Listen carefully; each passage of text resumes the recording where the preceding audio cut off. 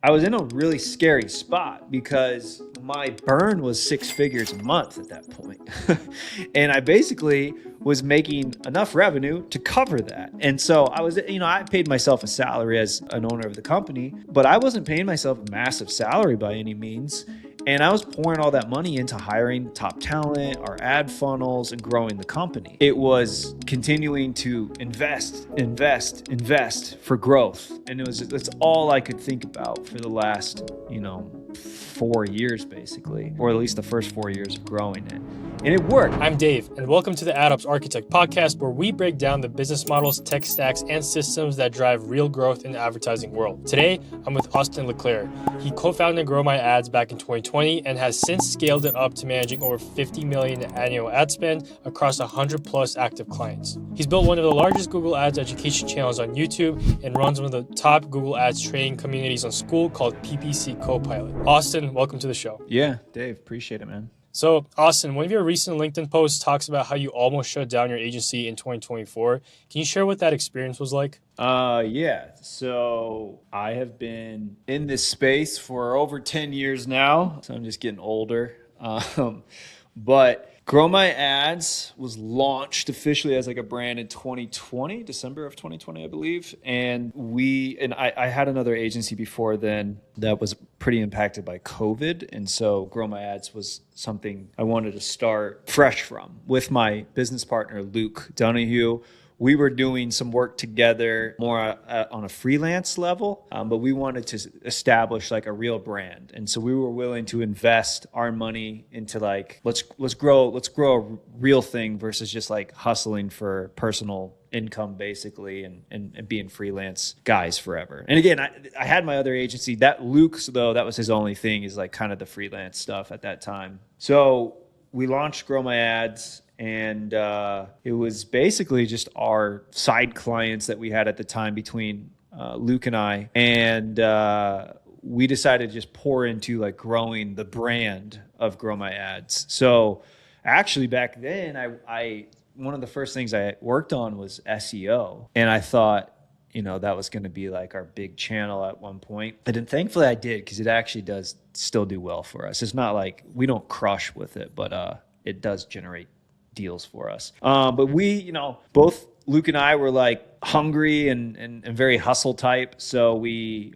did lots of cold outreach. We actually hustled Upwork at that time. Once we had money, we were able to invest in an ad funnel. So we were just doing a lot of grinding. And it was kind of sell. It was just like keep selling, more deal flow. And that worked for us, and we were able to then start hiring a team, but it was continuing to invest for growth. And that's all I could think about for the last, 4 years basically, or at least the first 4 years of growing it. And it worked. I mean, we got to over $1 million a year. I had a solid team I was building. But in 2024, I hit the wall that any agency owner is eventually going to hit, and that was plateaued. So we were closing, the same amount of deals per month that I would lose. And when it first happens to you, you're kind of like, whatever, it was just an off month.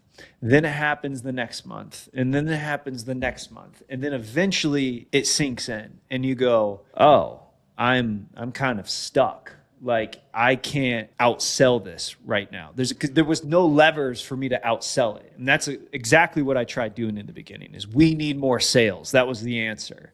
We need more sales. How do we get more sales? Well, we couldn't magically just go get more sales. Like, we were already doing so much. But I didn't have like a switch that I could just go flick on and get 10x more leads. Just not how it was working. And so I was in a really scary spot because my burn was 6 figures a month at that point. And I basically was making enough revenue to cover that. And so I paid myself a salary as an owner of the company, but I wasn't paying myself a massive salary by any means. And I was pouring all that money into hiring top talent, our ad funnels, and growing the company. But eventually I had to wake up and realize I can't outsell my way out of this problem. And I can't go backwards, because if I go backwards, I'm going to start losing money. because if I don't still close the same amount of deals that I'm losing per month, then I am going to have to take money out of the bank account to afford that loss. By the way, that money in the bank account was my money, Luke and I's money that, we invested to get this thing going.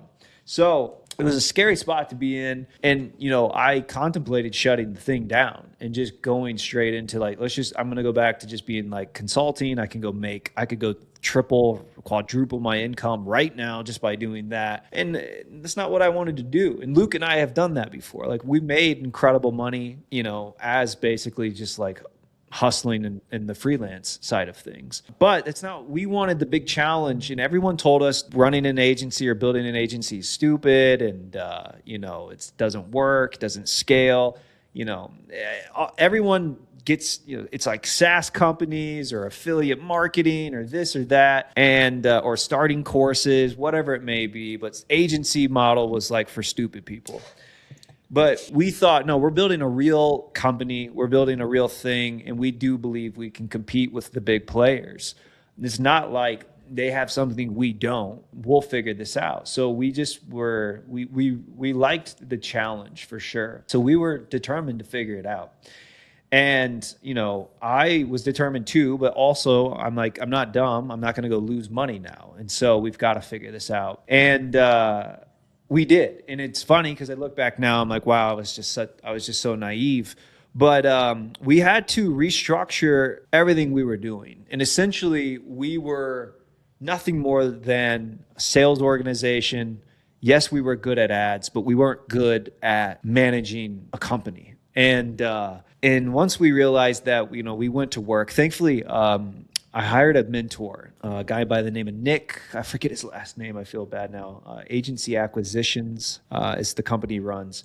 But he was able to really help us, realize like, no, you guys, there's a lot of things that need to be fixed here. And number one is working on retention. So in 2024, my churn per month was 15%. It's pretty high. So I was losing 15% every month. And he was like, you got to get that to 95% retention rate. So 5% churn. And I thought that, I was like, that's impossible. We still have to work with a lot of small businesses. It's just going to be impossible to do. But I was willing to do anything. And so we restructured a lot of our systems and processes here at Grow My Ads. We implemented a whole new onboarding system that was built for retention, and retention became the number one metric that I looked at within the company. Not sales, which is what I like laser focused on for the first pretty much 4 years. It was now retention. And the company culture changed from, and this is my fault, it starts usually with the leaders, but like I used to, if a strategist was losing a client, I'd be like, oh, well, we'll get you a new one. Because I was just sell, right? And now it was like, did we do everything we could to keep that client? Now, I still have a no jerk policy. I call it something else, but I don't know what your language is allowed on your podcast. Go for it. I'll keep it PG. But, we do fire clients if they're going to be jerks, right? But now with the processes that we have built, we're able to find issues early on before a client leaves, fix those issues. There's more accountability within the teams, and the culture is meant and built around how do we retain clients. And when there was that shift from the entire team, man, the impact was great, because it's just like, when I remember our first month of hitting 95% retention, I was like, how is that? How did we do that? And then you're like, that was like just luck. Then we hit it again. And then we hit it again. And you're like, okay, I did a full quarter of 95% retention. That's crazy. So then you're like, okay, this stuff that we just spent all this time building and working on and logistically changing things in the agency is actually working. And so fast forward to 2025, I was able to grow the agency by more than 50%. That was not because we sold more deals. So it's funny, if you look at our number of clients as a total from where I ended in 2024 and where I ended in 2025, yes, we have more clients, but it's not the clients, the amount of new clients that I sold that grew us. It was, we retained more of our current clients. So LTV was higher and our average price went up. So we decided we didn't want to continue to increase prices, continue to go up market. So we started that too, which is a very scary process to go through as well, because you always think it's not going to work. And then when it does, you're like, oh, I can't believe I didn't do this 2 years ago either. So yeah, I mean, the shift in my personal belief systems of achieving high retention, the shift of working on retention, the cultural shift within Grow My Ads of retention being the focus, and then the systems and processes that we were able to build that provided that experience working with us has dramatically changed our agency. And now I know I've got like a fully built, well-oiled machine. It's still, I mean, there's always problems, so we're always working on stuff. But we've got the system now, I believe, to continue to grow us to, that 8-figure size, which is what I'm shooting for. So it's exciting, man. And that LinkedIn post you mentioned, I put that out there. I just thought that was cool, like a cool story to tell, not like braggadocious. It was more like, I'm an idiot. I was an idiot because I thought it was just sales. In reality, this is what we had to work on to get to that next stage. And yeah, it was just, I'm more excited now than ever about what we're building. I mean, I was in some pretty not like dark, but it's just it's not fun working and grinding a company when you're not making any money. And then once you plateau and you do that for 6 months or a year, you're the fun of it all kind of goes out the window. And so it's very exciting what we're building now and where we're at and what we've been able to achieve. And that's due to not me, that's due to, the working with Nick and helping him improve our processes. And that's then the team that we have built here at Grow My Ads. And I'm thankful that I've been able to find and cultivate a team that is just gritty and willing to change. No one complains. They just get the job done, and they do it at high excellence. So the effort of everyone is really what's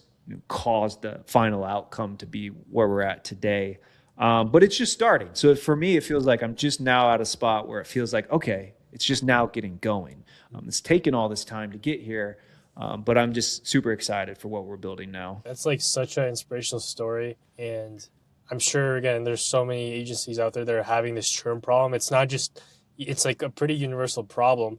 And I'm curious, in your situation, what did you feel like were the main lever points that you pulled, from the most impactful to the least? Because you mentioned a couple of things of what you've implemented. Curious if you could point to the main things that were helpful. Yeah. First off, let me say this though, because a lot of people hear this story. Because I do like an agency Q&A call once a month in my school group called PPC Copilot, which has Q&As on Google Ads training, agency training, and then I have some courses in there. I don't have an agency course yet, but I'm working on some material there to help some people. But a lot of them are smaller, right? And they're just getting going, or maybe they're just doing 10, 20, 30K a month. And they hear this story and they're like, oh, I need ClickUp and project management and all these SOPs and all this stuff. And I'm like, no, you don't.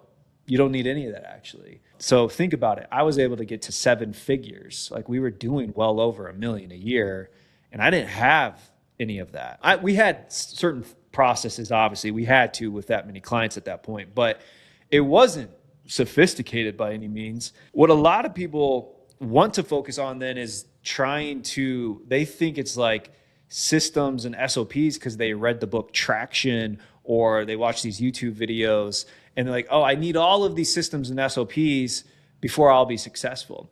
And the reality is, I'm like, how many prospects are you talking to per month? And they're like one. And it's you don't need any of this. You need sales. You actually need to just go get a pipeline full of prospects, and you need to learn how to close them. And then you need to learn how to keep those people. But this problem of churn doesn't mean anything until you get to about $1 million a year anyways. So go get to $1 million. Now, I'm not saying do a bad job at managing clients and ad accounts. No, you should already be really good at managing ads because that's the business you're in. And if you aren't good at running ads and then you're trying to start an agency, you shouldn't. You're doing yourself and everyone else a disservice. So go figure out how to run ads at a high level. Then you can go start the agency. But you don't need all of the stuff I'm talking about yet, because all you need is to go get sales. And that's what a lot of people struggle at. They spend their day literally managing 3 clients, and they'll spend all day managing those 3 clients, and they'll spend very little time on content, on outreach on going and talking to people, prospects, to get more sales. And you will never go anywhere without going and getting sales. And so you need to be spending most of your time before you're doing about $1 million a year on sales or demand generation activities. That's absolutely number one. And that's what I did, right? Then I found myself stuck. And that's when all of this bigger business stuff is what you need to go learn. Now, you probably should be working on it a bit earlier than I did, but I was able to sell my way to that point, which was still a really good spot. But a lot of people, I think, fail at just like they're afraid to do the sales stuff, and then they just think somehow leads are naturally going to come to them. I don't know. And then they just want to spend their time being busy, and they think it's like SOPs and systems when none of that matters when you have 10 clients. So go get more, go get 100 clients, and then go worry about it. And you'll hit that point well before 100 clients anyways. Okay, so for us then, after I really spent time grinding the sales. But Luke, my business partner, I'm not kidding, was on 8 to 10 hours of nonstop calls every single day for a while. It was like madness. And we were just hustling really, really hard on the sales side. Fast forward to 2024, where we kind of hit our plateau and sales could no longer fix us. Biggest changes. A, mindset shift that we can increase our prices, that we can retain 95%, that it wasn't, because I used to blame it. It's like, well, we don't work with that high of quality clients always. Like, we have good clients, right? But a lot of them are small businesses. So you always blame it on like, well, yeah, it's easy to have high retention when you work with like the Fortune 500s of the world. That's wrong. And it's not easy to keep them either, right? So it was a mindset shift. Once I had that shift, because I had no other options, we went to work on those things. I will say some of the biggest things that we implemented, which is hilarious that I didn't have it sooner, NPS scoring. So we send out an NPS survey every month, and you're gonna have like there you got to figure that out, because like you're not gonna have a lot of engagement with your NPS. So you got to figure out how can I get people to actually submit or their answers to this thing, which took some time and working on. But NPS opened up so much for us because we were able to flag issues before they fired us, right? Because they were willing to tell us, like, when a score comes in and it's low, boom, and we tell them, like, this is not going to your strategist. This will, this goes to the leadership team. The director of the company is looking at this, not the strategist. And so they now have this outlet to complain about the complaints they have, because no one wants confrontation. So they're not going to like directly like just always complain to their strategist.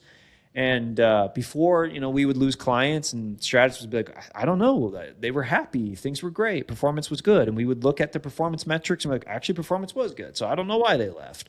And then you get NPS scoring in, and you're like, oh, I didn't know they had an issue with, not getting proactive new ideas, or the strategist didn't get back to them in time enough. Those types of things start to kind of arise. And without it, you don't know. You navigate in the dark, and then you're just kind of, hoping the strategist is telling you correct stuff. So NPS scoring absolutely helped, which is like the simplest thing to like set up, which is hilarious. Once we started doing, like, why have I not been doing this forever either? But that's been like, having a system. We have like a full onboarding system now. It's like 100 days of onboarding activities. So when people hear onboarding, they just think of like, oh, getting client access and then like, setting up calls from there.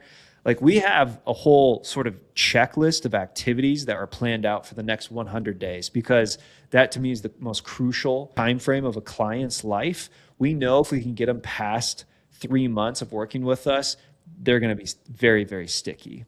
It's that first 3 months are the most crucial. And so we've got a lot of things that take place throughout the client onboarding experience within those first 100 days. There's 100 days, even though it's 90 days truly of like billing, that are the most important. So that period, and just really, really invest. And that doesn't mean after 90 days we don't do things. It's just we're not going to like, annoy you at that point either. But that period of time frame is very crucial. So we're watching the results and client happiness and success like a hawk during those first 90 days. And so building that sort of onboarding process playbook out has helped tremendously, and then just catching the issues before they fire us through like NPS scoring and stuff like that has been a major impact. And again, the cultural shift here at Grow My Ads of client retention has helped too, because like strategists are just willing to do whatever it takes, and they're willing to, and it's not, we don't like, if you have bad retention for a month or something, it's not like we penalize you or make you feel bad. It's we actually have a meeting once a month, like an offboarding meeting. Like any clients that we lost the previous month, we discuss what could we have done better. And we do that as a team. And so, yeah, it might be one of your clients and you kind of feel like, oh, here we go. But like everyone's going to lose a client. So like eventually everyone's kind of up to bat. But we're not there to like, this is what you did wrong. This is your issue, Dave. It's more, hey, what happened? How could we have better fixed this or found these problems sooner? And we learn as a team then. And so, yeah, I mean, it's just been a cultural shift of making sure we retain our clients, and that absolutely has worked. Yeah, that makes a lot of sense. I'm curious, with the NPS survey, was there a common theme you saw with clients that were high risk of churn? It's a good question. It's usually not performance based. It's usually a miscommunication somewhere. And so they might have thought something differently. And then you talk to the strategist and like, well, no, they told us this. So there's usually it's like anything, you talk to, I'm sure if you asked a therapist, like, why do most people divorce? Obviously there's probably many reasons, but miscommunications, I'm assuming, is going to be a huge part of on a relationship side. You're in a relationship with this business, a person within that business, and usually there's just miscommunication somewhere. So it's very rare. I used to believe, and again, this was just me being naive, we're really good at ads. We're going to knock it out of the park for them. They're going to love us. They'll stick around. It's a little harder to do that when back in the day, like, I mean, I really could just go overnight, turn accounts around. Now it takes a little longer. You're dealing with the machine learning and all these algorithms that are finicky. So not as easy as like back in the day when I was able to run like alpha beta structures with manual CPC bidding before smart bidding existed. I mean, it was so easy. So a little harder, actually. It's funny because with all this automation stuff, you would think it's easier to run ads. It's actually, in my opinion, harder to run ads today. And so there is this period of time that you got to go through to get accounts sort of, dialed in. But yeah, it's a miscommunication somewhere. And back early on, it used to be a miscommunication. So this would be a couple years ago. It used to be a miscommunication on the sales side. We did a poor job of expectation setting during the discovery process within sales, which led to unrealistic expectations. Like, why did we, it was like, why did we even sign this client up? We can't help them. Their goals are unrealistic. So we had to go through a period of fixing and training on the sales side to make sure we're not bringing people on that we absolutely can't help. So, if a client signs up today with us, they've gone through a process of being qualified. So we don't just sign up anyone. And sure, we're going to fail people in businesses. It will happen. We're not perfect. We aren't some magic source of making everyone money, but we've done our due diligence usually before they come on board, and we think we can actually help them. However, I'm not promising you the world. You're not going to see like me with an ad out there saying I'm going to 10x your business in 30 days. And so usually we're the opposite. It's more like, here's the reality based off of your business and your data. Here's your goal. And if we think your goal is unrealistic, I'm going to tell you that. And I'm going to show it with data. And then here's realistically what we believe. And if they're able to, agree to that, then we get going. So, and a lot of times people are coming to us with realistic goals already, but some of them who are unrealistic, we will not take them on if we believe their goal is unrealistic. Like I've shooed deals away because I'm like, that's an unrealistic goal. And if they're unwilling to recognize that and take our expert recommendations as to what we believe is possible, then do not bring them on. And there's been companies that just disagree with our recommendations in regards to that. And so we'll, good riddance, go find someone who's probably going to fail you with an unrealistic goal. So it's expectation setting on the sales side was huge too. But then once they're onboarded, you have to keep the communication tight with them, And so that communication piece is something we're always working on. We're still working on that. That I don't think that will ever go away. It's like, how do you perfect it? I don't think you can. It's forever. Something's going to happen. You're like, oh, we should have done this over that.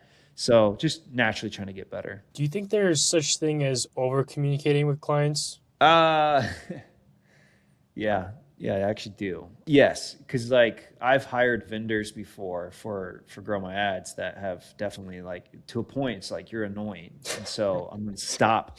I'm gonna stop reading your emails. I'm gonna stop taking your messages or whatever. Now, normally I'll just tell like if I have a vendor who I think's over communicating to me, I'm gonna be like I'm just gonna tell them what I want, and so hey, I don't need you're doing great work. I don't need the daily updates. Save it for 1 month meeting. So I think I'll be a little more upfront than what most clients would. Most people again aren't going to probably be as direct, but yeah, you don't want to like go too crazy. I don't think so. The people who are like just constantly daily updating, no, like listen, they had confidence in hiring you, so you did something right for them to give you money to do your job. Go do your job. Now, you don't want silence. So yes, you should be communicating with them. And there should be a weekly touch point, which is what we have found of some sort that does really, really well. But I have clients that I've, worked with for many years, and we might talk quarterly now because they trust us, right? We proved ourselves. New clients, you can't have that. Like communication has to be an absolute thing that you're working on because yes, you told them all this great stuff to get them sold, but if you've got to let them know here's what's going on, here's where we're going, here's what's going on, here's where we're going. And if they don't have that, silence can be a killer. And so, yeah, it's a bit of an art, honestly, of figuring out. I know a lot of people try to have these formulas, but not every personality is the same. Like we've pissed off clients with a weekly touch point. So you've got to just figure out personalities at times and things like that. But we do have like an SOP of what communication should look like with a new client. But someone who's been with us for like over 6 months, especially over a year, if my team's not communicating to them weekly and I ask them why, and they're like, well, I have a tight relationship with them, we don't need the weekly, touch points anymore, I believe them. And because they've got this really tight relationship built, we've proven ourselves. Obviously, the performance is there. They wouldn't be with us that long anyways. So over time, you will have a natural relationship with that client that gets built. But yeah, don't go crazy. But here's what I would say. If one end of the spectrum is silence and the other is like crazy person, the person who texts you while dating like nonstop, you don't want that, right? So try to find something in the middle. Yeah, I think that's good feedback. And I also like that you said there's a different method depending on how long you've been in a relationship with the client and also what kind of client they are in the first place. I think that's pretty important. Would you put like client communication in different like core buckets, or do you see it all as like being, in the same kind of category? Buckets of like what in regards to? So in my mind, I'm thinking, okay, like, like just me in my job, there would be things that I report on based on like, performance. And then there would be things I report on based on actions that I made. And also like, I think I would have like insights, maybe like suggestions. Like that's my 3 like main, I guess, categories that I have. Would you have any others, or would you,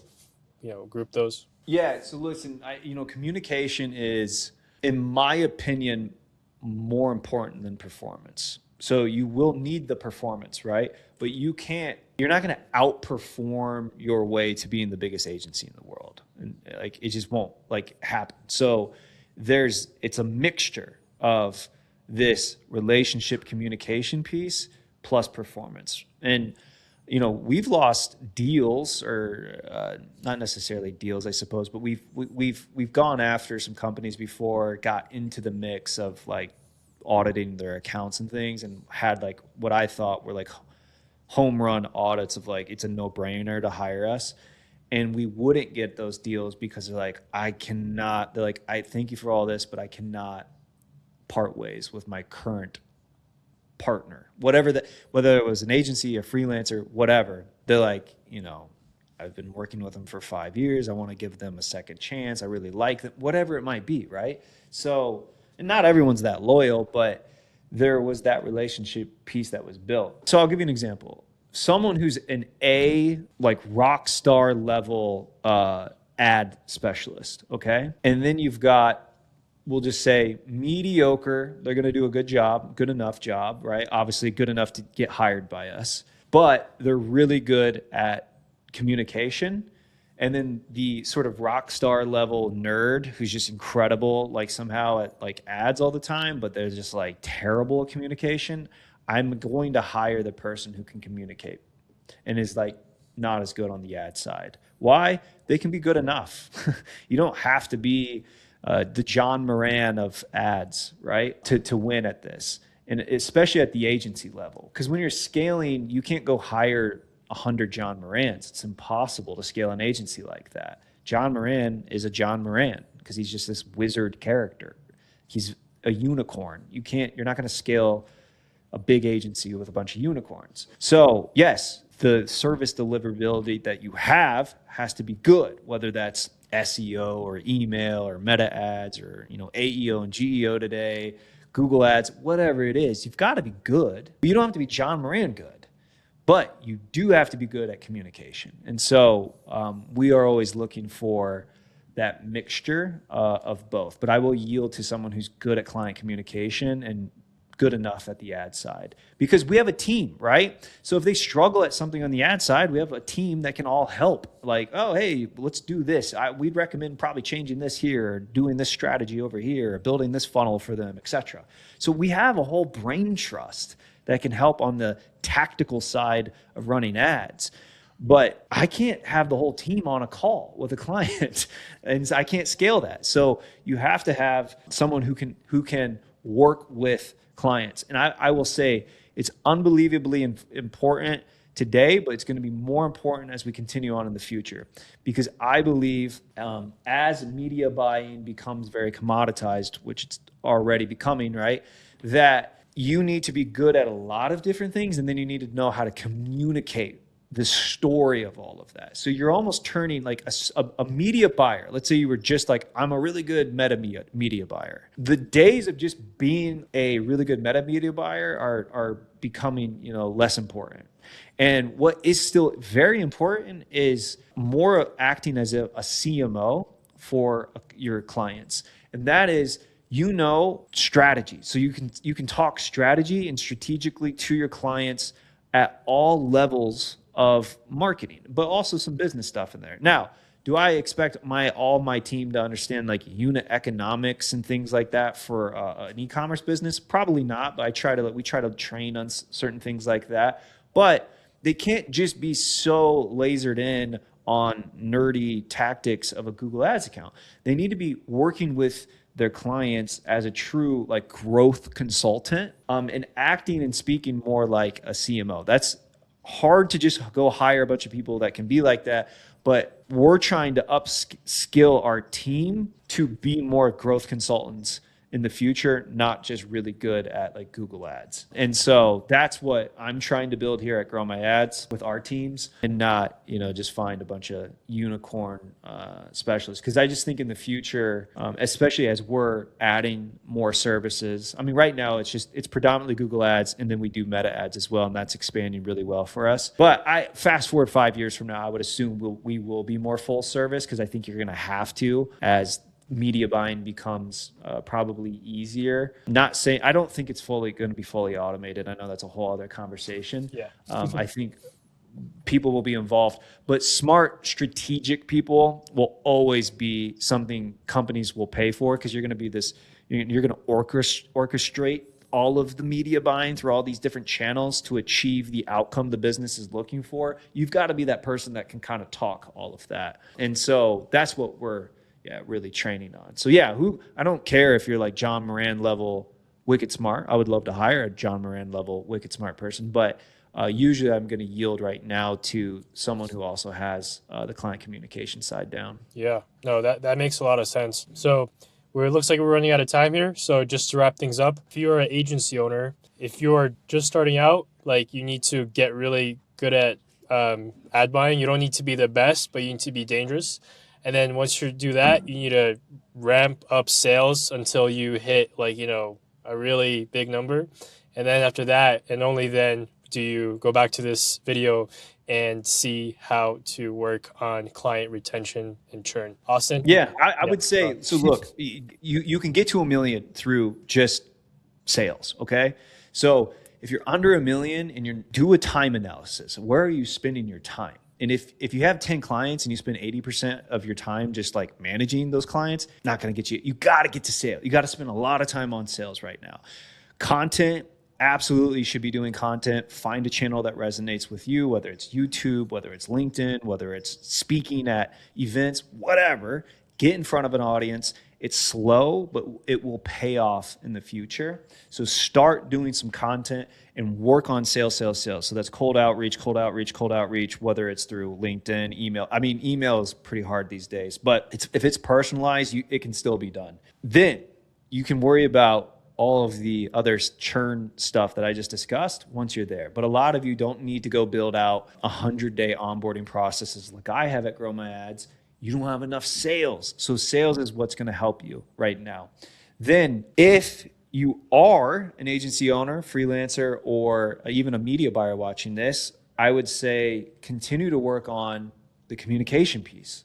How can I up level myself to be more of a growth consultant, not just like this, tactical, nerdy media buyer, right? That will serve you for many years to come. And so yes, you need to be really good at what your craft is, whether it's meta ads or Google ads, but start learning more about how can I, if you deal with a lot of lead gen or e-com, like on the e-commerce side, how can you help them with their product pages? How can you help them with AOV bumps? You've got to start thinking beyond the click of you generating the click. So if you can start also learning there, you don't have to be a full-blown expert at all of that. But if you can be pretty good at knowing that stuff along with the media buying and know strategy overall to help the outcome a business is looking for, it's going to serve you for many years to come. And so continue to upskill all of that as well. And I think you'll be just fine. And if you're looking for a job, then hit me up at Grow My Ads, because we love to hire people like that too. Yeah. And I was also going to say, this was an amazing episode. I think there's a lot of value packed in here, and people want to get connected with you or learn from you at a closer level. What would be the best way to do so? Yeah, we got the YouTube channel, Grow My Ads, and then I'm sure you can link to it. And then I'm starting to do a post here and there on LinkedIn. I've got to start opening up my LinkedIn, so you can hit me up on LinkedIn or find me there as well. And then I have a group called PPC Copilot. It's like where we do Google Ads training. I do Q&As, and then I do some agency Q&A stuff in there too. And so, if you want to be like super close to me, you can be in that group called PPC Copilot. So, but otherwise, just hit me up on LinkedIn or go check out the YouTube channel. Awesome. All that will be in the description. Really awesome to have you. I hope you have a great day, and thanks everyone for watching. Yeah, appreciate it, man. All right.